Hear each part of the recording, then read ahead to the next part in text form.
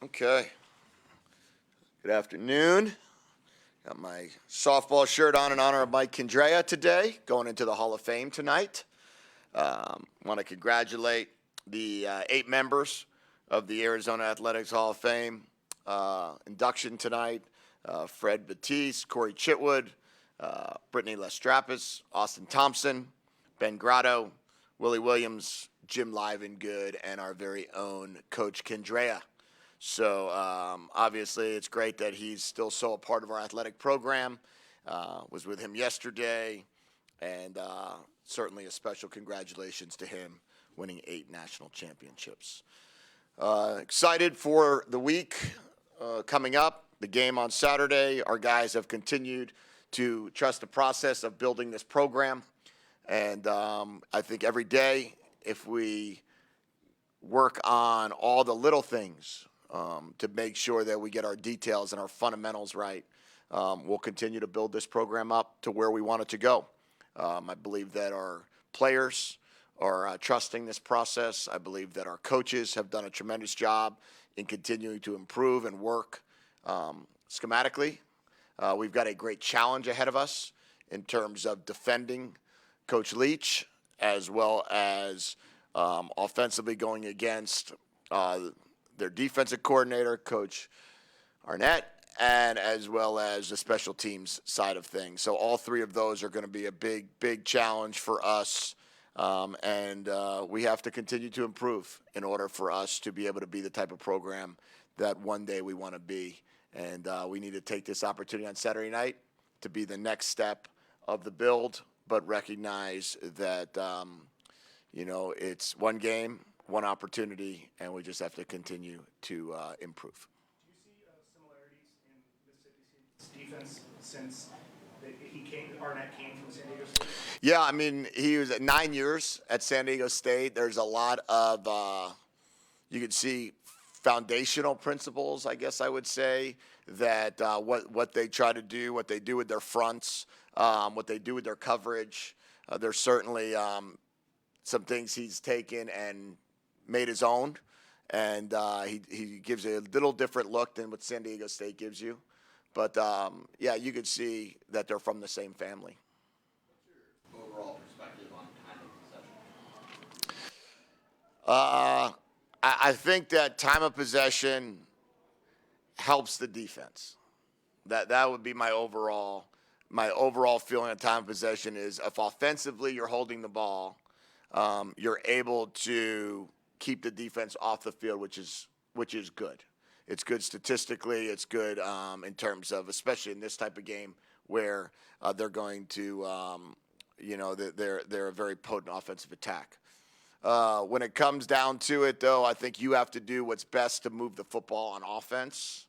I believe that, the other team's going to have to do what's best to move the ball offensively on their end.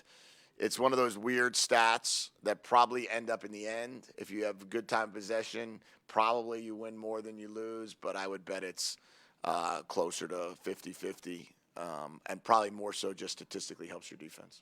Do you expect teams to maybe cover Jacob Cowing a little differently now that he kind of had his coming out party, and how do you adjust to that? Well, Jacob had one good game. And he had a good year at UTEP prior. So people, I think he's consistently been the same guy each week.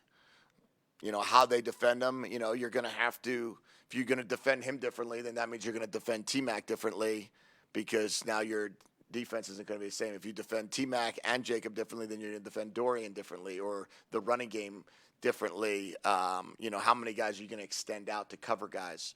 So there's always going to be a game plan aspect to any team, any game. How they want to defend a certain player or a certain scheme will always probably be unique each week. But we'd have to try to understand it pretty quick in the game and then see what we can do. But good players find ways to get open. And, and I believe that he's that. Clearly, if you look at Cooper Kupp last year, the ball was thrown to him 195 times, caught 145 passes. I think people knew they were going to throw it to him. How many times have you coached against Mike Leach, and are they basically doing what they did at Washington, just different players? Well, zero is the first is the answer, and then what he did at Washington State, what he did at Valdosta State, what he did at Kentucky, what he's done at Texas Tech, obviously for a long time. And Mike Leach is a very, very, very, very good football coach that knows exactly what he wants to do on offense, and you're going to see his scheme. I'm sure he'll adjust a player or two here or there each week. I really don't know too much more about that system. I've never had a chance to coach as an assistant coach in the air raid offense. So, but I would believe that the principles haven't changed for him since he was at Iowa Wesleyan. And then how did the players get the blue suits for pregame? How did they get them? Meaning the athletic department or? Keon said it was a team thing. Yeah. Oh, how did they come about going with the blue suits? Yeah. Well, they came to me at the end of last season or probably in the spring, and they said, Coach, for our travel, can we eliminate the warm-up suits and go more to a jacket and tie mentality and treat it more like a business trip, so to speak? And when they did that, we spoke with Barry, our head of equipment. He spoke with Derek and Dave Hickey and to see if we could do it. And a lot of teams do it across the country, and they were all for it. They felt great about it. All of our kids got measured, tailored up. And, we gave them a bunch of selections in regards to ties, but we wanted to keep it pretty uniformed in regard to the suits. And that's what they asked for. That was the players all the way, our leadership council, our captains, and that's what they wanted to do. I know just one game, but who have you heard from after the win? Did you hear from Teddy Bruschi? Anybody else call up to congratulate you or comment? Yeah, I mean, there's going to be a lot of people that text and call and after each game, win or lose. I think that there's a lot of guys invested in this build, and there's a lot of guys that want to be that cheer hard for Arizona football. And I appreciate all of those people. Obviously, Teddy is very invested, so I speak with Teddy every week. And he's a great, great ally to the program, a great part of our program, as are so many others that have helped us along the way and invested in our program and want to see this build occur and want to see us continue to get better every day.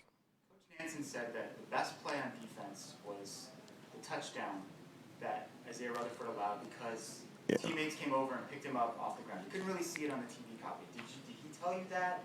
Did you notice it on film, and what do you think about that? Yeah, I saw it on the coach's copy. It didn't show up on the TV copy. They kind of went back real quick to the celebration and then a replay.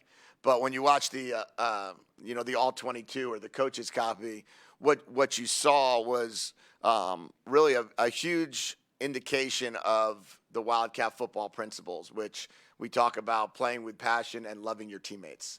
And I thought what was really cool about it is that when that occurs, and it's going to occur, it's a one-on-one matchup, it's a fade ball, it's a 50-50 opportunity, the other team came down with it.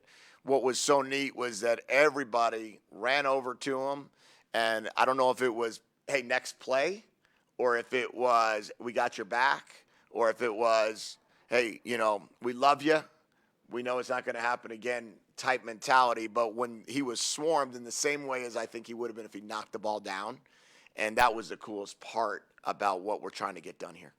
You went with white uniforms first few games at home last season. Are you doing that again this year? No, we're going to wear blue. Dalton Johnson had a blocked punt. Seems like he's emerged as one of your top special teams guys. Played a little bit of defense. Can you just kind of talk about his development here? Sure. We had Matt Slater talk to our team when we first got here, and we replayed it again this spring. And what was important about what Matthew said to the team, and Matt's now an 11-time captain at New England, was the importance of special teams and how you can impact your team and impact every chance you have. And when you want to start building your program, you have to find different phases of the game. You can't just build it on offense or build it on defense. You have to build it on special teams, build it on offense, build it on defense, and try to win in that kicking game area. What Dalton embraced was, hey, Coach, I'm going to compete as hard as I possibly can to be a starting safety here. And he comes from Katy, Texas, which has a great football program.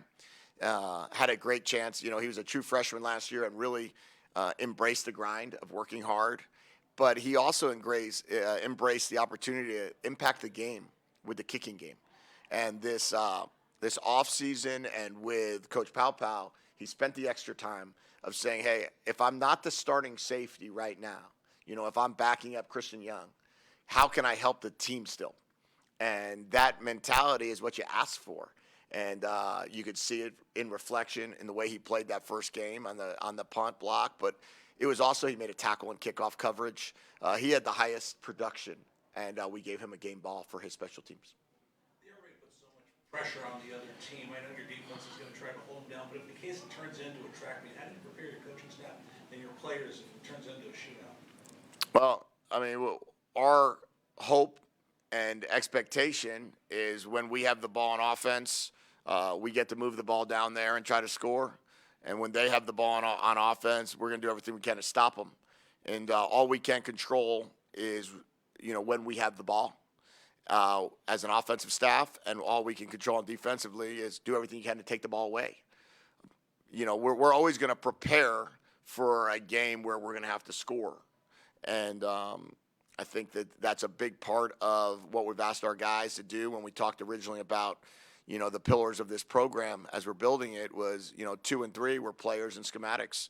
And as we're continuing to, build up our players and get them to become better fundamentally sound and better at their jobs, our coaches, as we continue to look at ways to move the football or prevent them from moving the football, it's all going to come back to, that culture of, hey, you got to trust this process. You got to play the next play regardless of the score.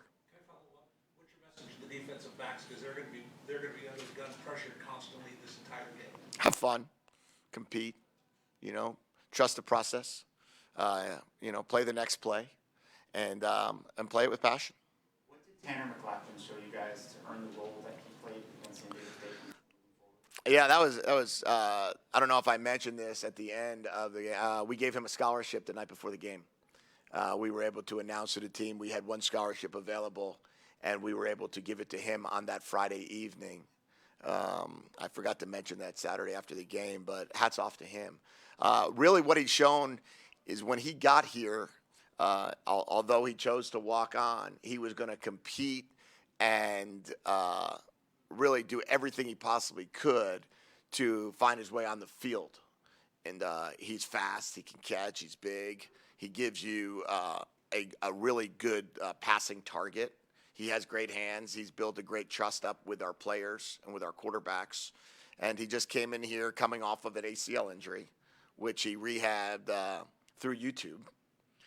Is how he learned how to rehab, because at the time he was kind of in between programs. So we'll let him come up here and speak one of these days about how he went about his process to get his leg healthy, his knee healthy, and be able to participate in the offseason program the way he did. And Tanner's certainly deserved that scholarship, and I think he'll continue to get better for us every day. And how did the players react? Oh, it was awesome.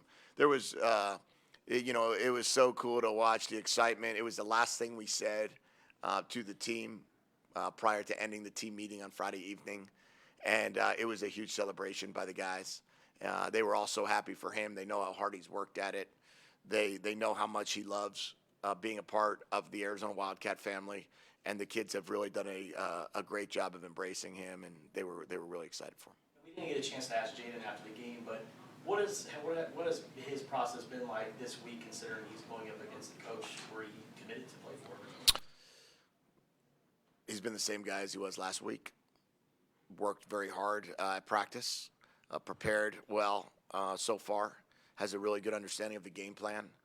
We've put in first and second down and third down at this point. We'll put in the red area today, and has done a really good job of understanding what we want of him, being a great leader. But I think we'll see from Jaden throughout, his time here over the next few years and few weeks and few games that he's going to be the same guy every day, I believe.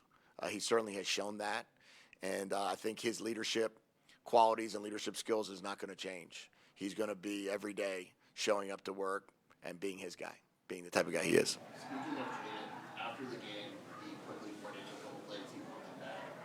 Is he as critical as any other quarterback you've worked with? Is he more critical of himself? What's his kind of mentality with mistakes or things he likes to do over again? The best quarterbacks that I've been around are the ones that, will look deep inside and figure out what they need to do to get better. Coach Doherty has done a great job of instilling to him there's always an opportunity to improve. And you could look at the plays you made, and did you make them at the best, at the highest level? Could you have done something better even on the plays that we scored a touchdown on, or even at the plays that you completed down the field? And then the plays you didn't make, the ones that he was referring to, those 5 or 6 plays he would like back, I guess is probably the quote that was used. I hope that they all dig deep every time. And as coaches, we do that. I believe that it's my job as a head coach to be extremely critical of myself and look back on every play call and see what I could do better. Hold our assistant coaches to that same standard, ask them to hold me to that standard. And then it's great when your leaders and your captains and your starting quarterback can have that same standard. Okay, thanks, guys. We'll see you downstairs. Okay. I've been in meetings all day, to be honest with you, so I didn't know the Queen died until just now. Jeff Holmes 1-0. That's a big thing. What's that? Jeff 1-0. There it is. Team F didn't score. It was just kickoff coverage. He was switching jerseys because he was on the field with Zero. So because they were both in the field at the same time, they were both in number 4. So we just had to get his jersey off. And they didn't go to a team. What number did he wear? But that won't happen again. What number did he wear? 17.